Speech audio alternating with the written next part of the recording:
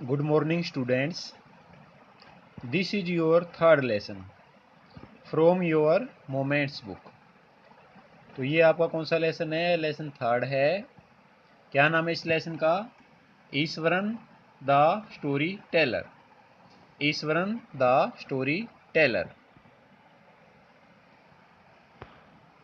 तो ये जो लेसन है ये आपका किस बुक से लिया गया है? मोमेंट्स बुक से लिया गया है। तो इसमें जो इसके ऑथर हैं, क्या नाम है उनका? ऑथर का क्या नाम है? आपको ऑथर का नाम पता होना चाहिए। आर के लक्ष्मण। आर के लक्ष्मण। तो आर के लक्ष्मण जो है इसके ऑथर हैं। और आर के लक्ष्मण जो का भाई बोर्न है भाई, उनका जन्म कब हुआ है? तो 24 अक्टूबर 1921। 24 अक्टूबर 1921 में मैसूर में। ठीक है, मैसूर कहाँ पर है? कर्नाटक में। तो वहाँ पर इनका जन्म हुआ। कब जन्म हुआ इनका? 24 अक्टूबर 1921 में मैसूर। मैसूर कहाँ पड़ता है? कर्नाटक में। और कर्नाटक की राजधानी आपको पता है बेंगलुरु। और इसकी मृत्यु कब हुई है भाई? डाइड कब, यानी इसकी मृत्यु कब हुई है आर के लक्ष्मण की? तो 26 जनवरी 2015, यानी 26 जनवरी 2015 में जो पुणे है मुंबई के अंदर, तो वहाँ पर इनकी मृत्यु हुई। और इनको किस अवार्ड से सम्मानित किया जा चुका है?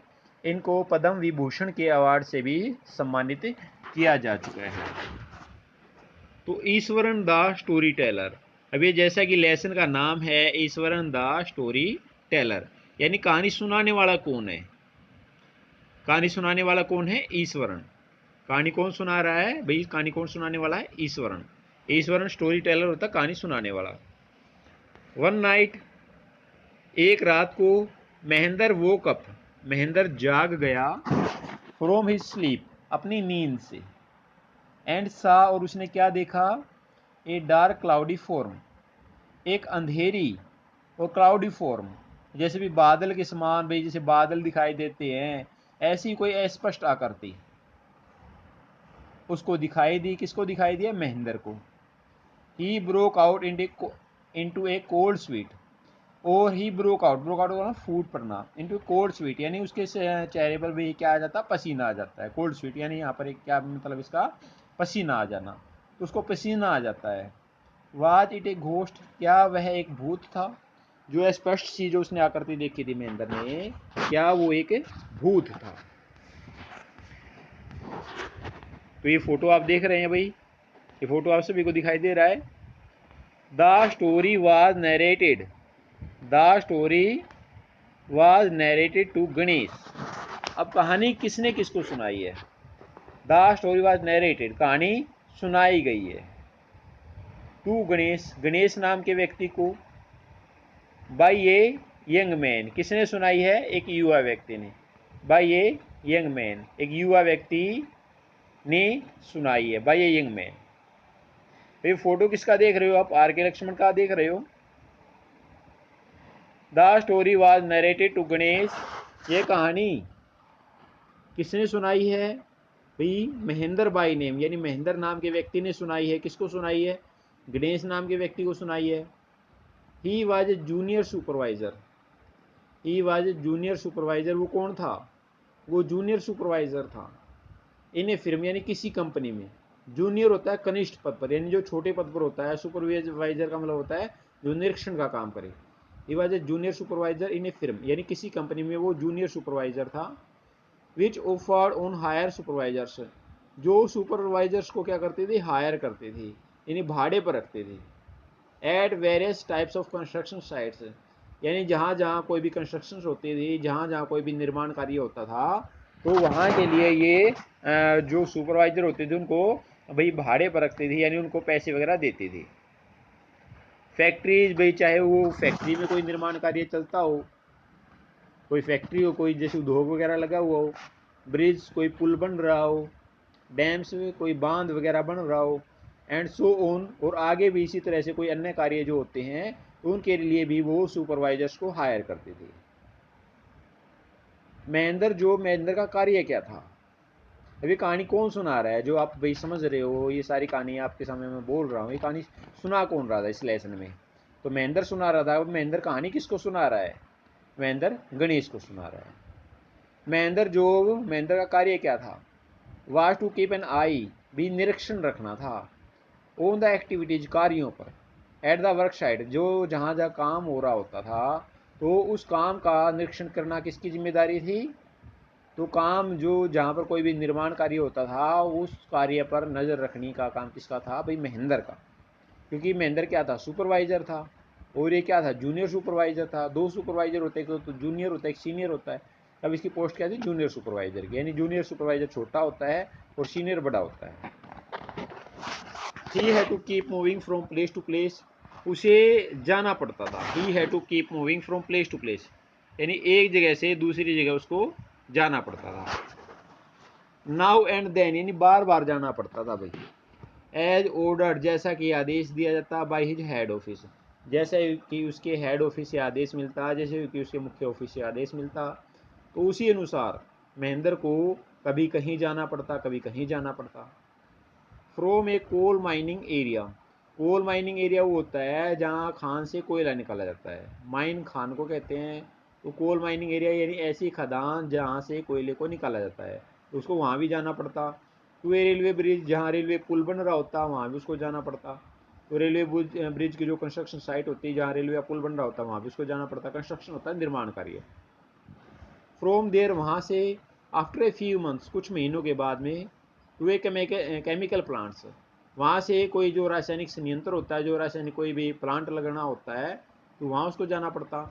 Which was coming up somewhere, जो कहीं पर बन रहा होता, यानी अगर कहीं पर रासायनिक कारखाने की शुरुआत होती तो फिर उसको वहाँ पर जाना पड़ता। Which was coming up somewhere. He was a bachelor, और जो महेंद्र था ना वो क्या था? वो एक बैचलर था भाई, वो कवारा था, उसकी शादी नहीं हुई थी। हिज नीड्स वर सिंपल, उसकी जो ज़रूरतें थी वे बड़ी साधारण थी। अब आप सभी बच्चे ध्यान देंगे, जैसा कि शुरुआत में बताया गया है, Eswaran the story teller, Eswaran जो है वो कहानी सुनाने वाला है। ईश्वरन कौन था? कहानी सुनाने वाला। लेकिन यहाँ पर कहानी ईश्वरन नहीं सुना रहा है, यहाँ पर कहानी महेंद्र सुना रहा है।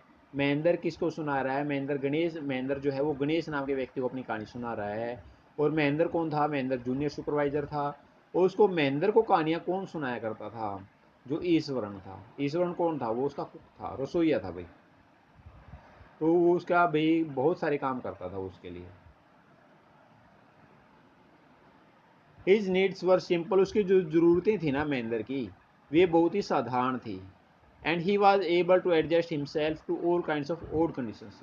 एंड ही वॉज एबल, और वो योग्य था, टू एडजस्ट हिमसेल्फ, स्वयं को समायोजित कर लेता था, to all kind of odd condition, सभी तरह के विपरीत हालातों में अपने आप को वो क्या कर लेता था? एडजस्ट कर लेता था। Whether it was an ill equipped circuit house, चाहे कोई इल इक्विप्ड का मतलब वो होता है जहाँ साजो सामान की कमी होती है।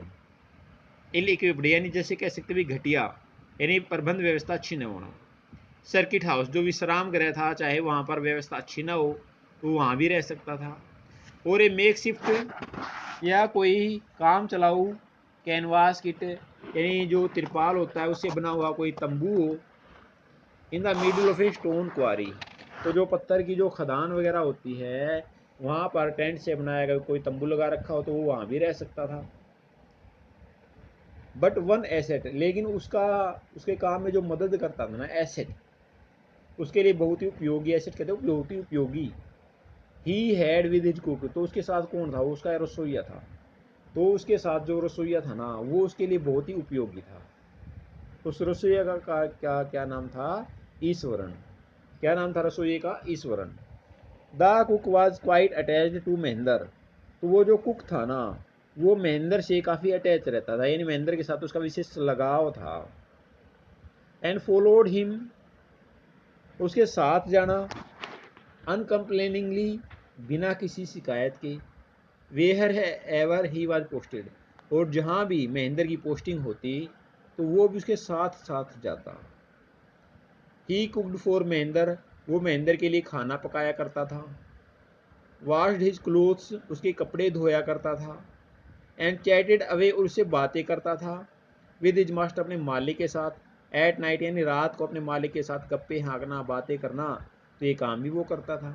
यानी उसके कपड़े धोना, महेंद्र के कपड़े धोना, महेंद्र के लिए खाना बनाना और रात के वक्त उससे बातें करना, ठीक है, ये सभी काम वो करता था। He could weave out endless stories, और वो इतनी कहानियाँ भी बना देता था जिनका कोई अंत ही न हो। एंडलेस स्टोरीज, वीव का मतलब बनाना, एंड अनेक्डोट किस्से होते हैं, जो छोटी कहानी होती है उनको अनेक्डोट बोला जाता है। ऑन वेरिड सब्जेक्ट्स यानी अलग अलग विषय पर वो अनगिनत, अलग अलग विषय पर वो अनगिनत जो कहानियाँ हैं, जो स्टोरीज हैं, या जो अनेक्डोट जो किस्से होते हैं, उनको भी वो बना देता। देन वो बहुत सारी कहानियाँ भी बना देता था। कौन? ईश्वरन बना देता था। Eswaran also had an amazing capacity, तो ईश्वरन की जो कैपेसिटी थी ना, जो ईश्वरन का जो सामर्थ्य था, वो बहुत ही असाधारण था। टू प्रोड्यूस वेजिटेबल्स, वो सब्जियां उत्पन्न कर देता था। एंड कुकिंग इंग्रेडिएंट्स, और जो कुकिंग में यानी जो भोजन पकाने में जो उपयोगी जो सामान होता है, इंग्रेडिएंट्स का मतलब है यहाँ पर जो सामान होता है। इंग्रेडिएंट्स का मतलब क्या होता है? सामग्री, जो सामान होता है जो भोजन बनाने में काम आता है, तो उसको उत्पन्न कर देता था, प्रोड्यूस कर देता था। सीमिंगली आउट ऑफ नोवेयर, जो सामान कहीं भी दिखाई नहीं देता था। सीमिंगली मीन प्रतीत होना, आउट ऑफ नोवेयर इन बाहर जो सामान दिखाई भी नहीं देता था, उस सामान को वो ले आता था कहीं ना कहीं से।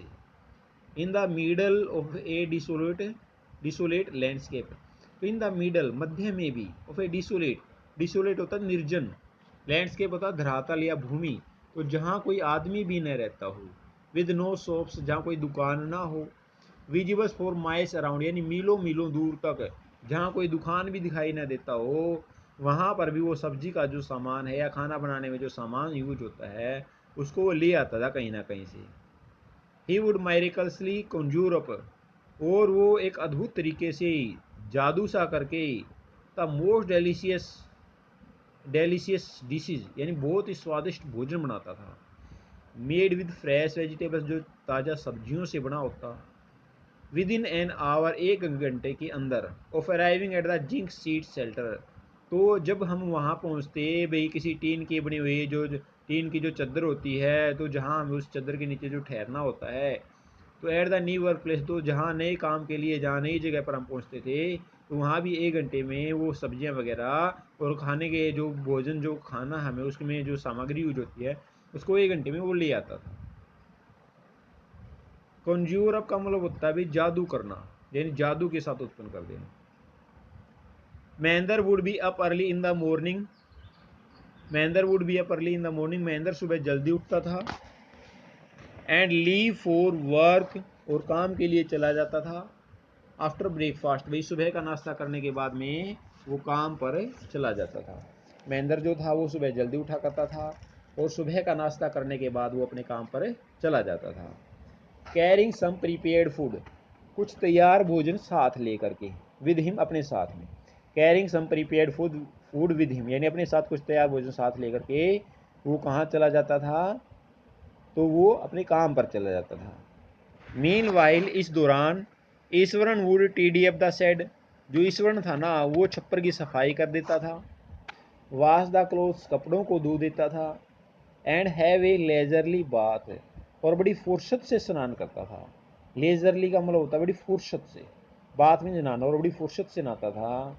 Pouring several bouquets of water over his head, pouring यानी उड़ेल लेता था, डाल देता था। सेवरल बुकेट्स ऑफ वाटर यानी पानी की कई सारी बाल्टियाँ, और हिज हेड, अपने सिर पर, यानी कई सारी बाल्टियों को भर करके, यानी कई सारी बाल्टियों से वो क्या करता था, यानी कई बहुत नहाने में बहुत सारा पानी वो यूज़ करता था। इसका मतलब ये है कि भाई नहाने में वो बहुत सारा पानी यूज़ कर लेता था। म्यूटरिंग ए प्रेयर, वो एक प्रेयर को एक जो प्रार्थना है उसको वो बोलता रहता था। ऑल द वाइल, सारा समय। म्यूटरिंग का मतलब बोलना। It would be lunch time by then, तो उस समय तक दोपहर के भोजन का समय हो जाता। It would be lunch time by then. After eating, भाई ये लंच खाने के बाद में, लंच करने के बाद में, he would read for a while, वो कुछ समय के लिए पढ़ता। बिफोर डोजिंग ऑफ, यानी सोने से पहले कुछ समय तक वो पुस्तक को पढ़ता। सोने से पहले वो कुछ समय तक किताब पढ़ता। The book was usually some popular Tamil thriller, वो जो किताब होती थी वो तमिल थ्रिलर होती थी, यानी तमिल भाषा की कोई रोमांचक पुस्तक होती थी। वो तमिल भाषा की कोई रोमांचक पुस्तक होती थी। Running of hundreds of page, जिसमें सैकड़ों की संख्या में पेज होते थे। इट्स इमेजिनेटिव डिस्क्रिप्शन, और उसका काल्पनिक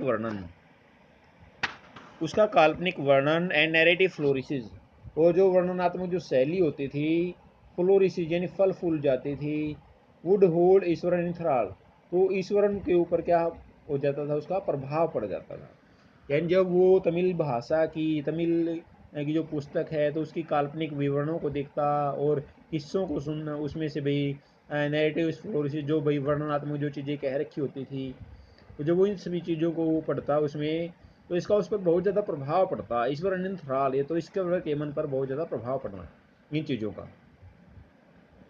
हिज आउन डिस्क्रिप्शंस, तो उसके अपने वर्णन, हिज आउन डिस्क्रिप्शन, उसके अपने वर्णन वर ग्रेटली इन्फ्लुएंस्ड, वे भी बहुत ज़्यादा प्रभावित होते बाय द तमिल ऑथर्स, जो तमिल लेखक थे, तो उनके तो जो तमिल लेखकों के जो विचार थे, तो वे उसको बहुत ज़्यादा प्रभावित करते थे। डैट ही रीड, जिनको वो पढ़ता था।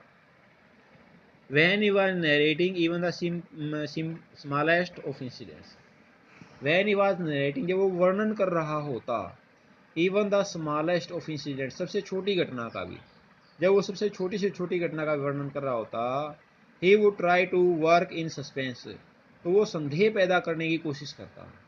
he would try, वो कोशिश किया करता था, to work in suspense, ताकि आश्चर्य पैदा हो। and सरप्राइज, यानी सस्पेंस, भाई संदेह, शक, सस्पेंस का मतलब संदेह बन जाना, शक बन जाना। एंड सरप्राइज, और आश्चर्य होना। एंडिंग इनटू द अकाउंट, तो वो किसी भी कहानी में संदेह और आश्चर्य को डालने की कोशिश करता था। फॉर एग्जाम्पल, यदि हम उदाहरण लें, instead of saying that he had come across an uprooted tree, ये बात कहने की बजाय कि उसको एक उखड़ा हुआ पेड़ दिखाई दिया ऑन द हाईवे, मुख्य सड़क पर, ही वुड से, तो वो उस बात को कैसे कहता, with is eyebrow suitable arts, तो यानी अपनी बाहों से को कैसे बना लेता था, धनुष की तरह से, आर्ट्स की तरह से। And hands held out in A dramatic gesture, और हाथों से कोई संकेत करता, जैसे कोई भी ड्रामा वगैरह चल रहा हो। द रोड वाज डेजर्टेड, क्या कहता भाई, अपने हाथों से भाव भंगिमा करके दिखाता वो भाई चीज़ कैसे हुई। द रोड वाज डेजर्टेड, जो सड़क थी ना वो बहुत ही सुनसान थी। द रोड वाज डेजर्टेड, सड़क कैसी थी, सुनसान। And I was all alone, और मैं बिल्कुल ही अकेला था। And I was all alone, suddenly, अचानक से ही, आई स्पॉटेड समथिंग, मैंने कुछ देखा। That looked like an enormous bulgy beast, जो कि किसी विशालकाय जानवर जैसा दिखाई देता था। डैट लुक्ड लाइक, जो दिखाई देता था, एन एनॉर्मस विशाल, ब्यूजी बिस्ट यानी झाड़ी नुमा जानवर जैसा। लाइंग स्प्राड, जो कि पसरा हुआ पड़ा था, एक्रॉस द रोड, रोड के ऊपर, एक्रॉस द रोड, रोड के ऊपर मैंने क्या देखा भाई, रोड के ऊपर मैंने देखा कि कोई जैसे कोई विशाल जानवर जो है वो सड़क पर है, पसरा हुआ पड़ा हो। हाफ, आई वॉज हाफ इंसलाइन, मेरी आधी इच्छा क्या थी, टू टर्न, वहां से मुड़ जाने की, एंड गो बैक, और वापस चले जाने की। But as I came closer, लेकिन जब मैं उसके पास में पहुंचा ना, आई सॉ दैट, मैंने क्या देखा, it was a fallen tree, ये तो कोई गिरा हुआ पेड़ है। विद इट्स ड्राई ब्रांचेज, जिसकी जो टहनियाँ हैं वे सूख गई हैं। With its dry branches spread out, और वो यहाँ पर फैला हुआ पड़ा है, वो जो है वहाँ पर क्या पड़ा हुआ था, वो वहाँ पर फैला हुआ पड़ा था। Mahendra would stretch himself back on his back in his canvas chair, Mahendra would stretch himself, Mahendra अपने आप को फैला लेता। Back in his canvas chair, तो अपनी जो कैनवास की यानी मोटे कपड़े की बनी हुई जो कुर्सी थी उसके ऊपर फैला लेता। And listen to Iswaran tells uncritically, और उस ईश्वर की कहानियों को बिना आलोचना के सुनता रहता। अनक्रिटिकली का मतलब बिना आलोचना के, वो ईश्वर की कहानी को बगैर आलोचना किए हुए सुनता रहता।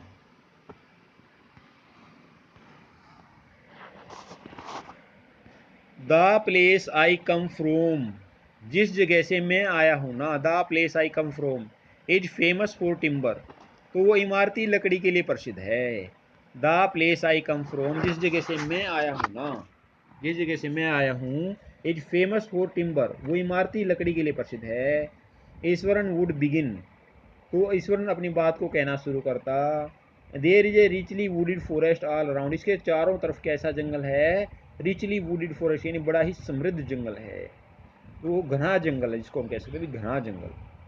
द लोग्स आर हाउल्ड, तो जो लोग्स होते हैं, जो लकड़ होते हैं, उनको हाउल्ड किया जाता है, उनको क्या किया जाता है, लादा जाता है। हाउल्ड मतलब लादना।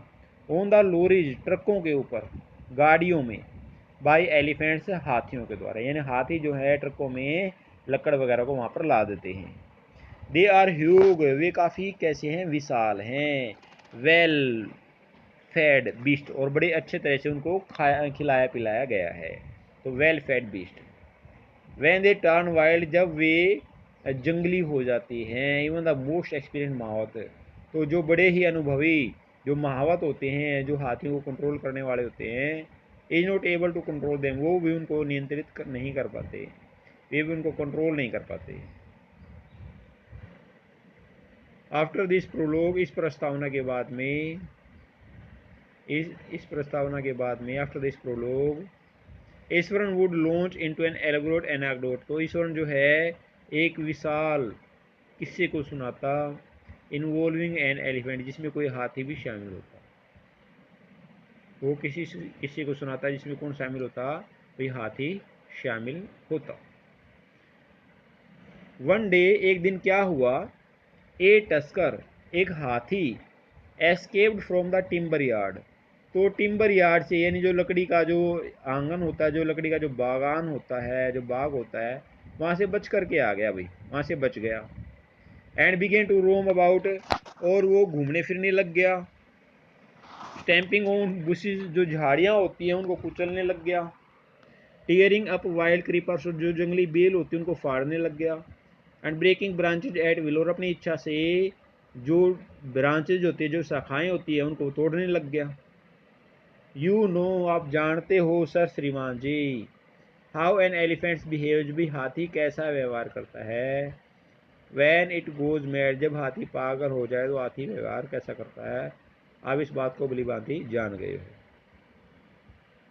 Eswaran would get so worked up in the excitement, तो ईश्वरन जो है उस एक्साइटमेंट में इतना ज़्यादा खो जाता, ऑफ हिज आउन स्टोरी, यानी अपनी ही कहानी में, अपनी ही कहानी में ईश्वरन जो है इतना ज़्यादा इन्वॉल्व हो जाता, तो क्या होता,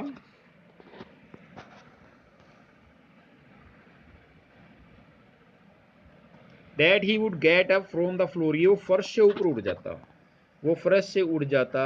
ही would get up from the floor and jump about, और उछल कूद करने लगता, jump about. Stamping his feet, और अपने पैरों को पटकने लगता। In emulation of the mad elephant, जैसे कि ये पागल हाथी बन गया हो, उसकी नकल उतारने में। इमुलेशन का मतलब यहाँ पर नकल करना, तो जैसे हाथी काम कर रहा था भी, जैसे हाथी टहनियों को, शाखाओं को कुचल रहा था, चीज़ों को तोड़ फोड़ रहा था, ऐसे ही वो भी करने लग गया भाई। The elephant reach the outskirts of our town, जो हाथी था ना, वो हमारे जो टाउन था, जो हमारा कस्बा था, उसकी बाहरी सीमा पर आ गया। द एलिफेंट रीच्ड, हाथी पहुंच गया। The outskirts of our town, हमारे कस्बे की बाहरी सीमा पर। ब्रेकिंग द फेंसेस, उसने दीवारों को तोड़ दिया। डाउन लाइक मैच स्टिक्स, जैसे कि वो कोई माचिस की तिलियां हों, उसने दीवारों को किस तरह से तोड़ दिया, जैसे कि वो कोई माचिस की तिलियां हों। ही वुड कंटिन्यू, और उसने आगे भी क्या किया, ही वुड कंटिन्यू, उसने ऐसा करना जारी रखा, हाथी ने ऐसा करना जारी रखा। It came into the main road, और यह मुख्य सड़क पर आ गया। And smashed all the stalls selling fruits, और जितनी भी दुकानें फल फ्रूट को बेच रही थी, उन सभी को क्या कर दिया, नष्ट कर दिया। जितनी भी दुकानें भाई फलों को बेच रही थी, उन सभी को क्या कर दिया, नष्ट कर दिया।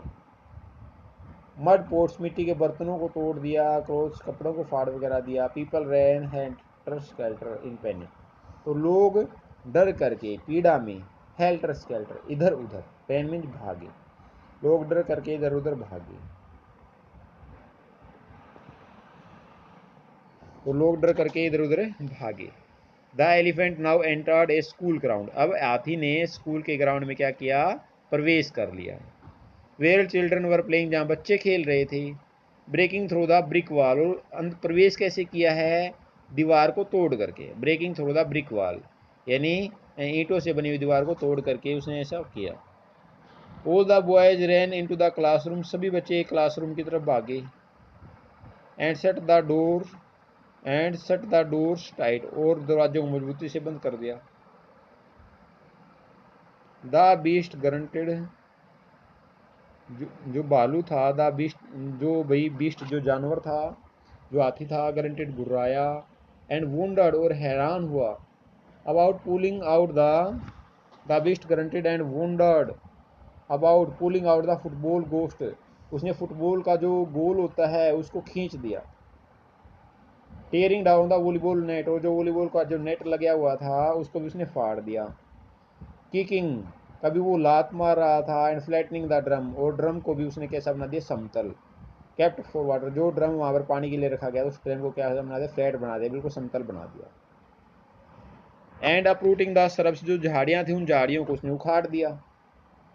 मीनवाइल, इस दौरान, all the teachers had climbed up to the terrace, जो सभी टीचर्स थे ना वे स्कूल की छत पर पहुंच गए, of the school building, and from there, और वहाँ से, they helplessly watch the depredation of the elephants, और वहाँ से, फ्रॉम देयर वहाँ से, दे हेल्पलेसली उन्होंने निसहाय होकर के, watch the depredation of the elephants, तो हाथी के आतंक को देखा। Watch the depredation of the elephant, और हाथी के लूटपाट को उन्होंने देखा। डेप्रिडेशन को क्या कहते हैं, डेप्रिडेशन का मतलब होता है लूटपाट।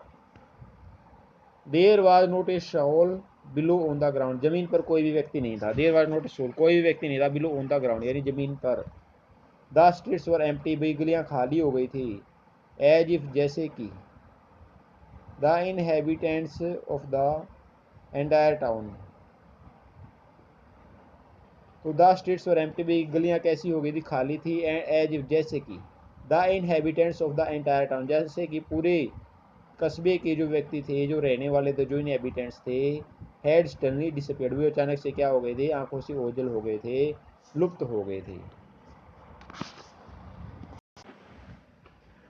I was studying in the junior class, I was studying in the junior class at that time, तो उस समय मैं जूनियर क्लास में पढ़ रहा था भाई, या जो छोटी क्लास होती है तो उनमें पढ़ रहा था मैं भाई, जूनियर क्लास में पढ़ रहा था।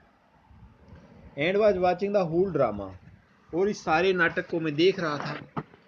फ्रॉम द रूफ टॉप, भाई छत के ऊपर से देख रहा था। आई डोंट नो, एंड जहाँ टीचर गए हुए थे वहाँ भी मैं भी गया हुआ था।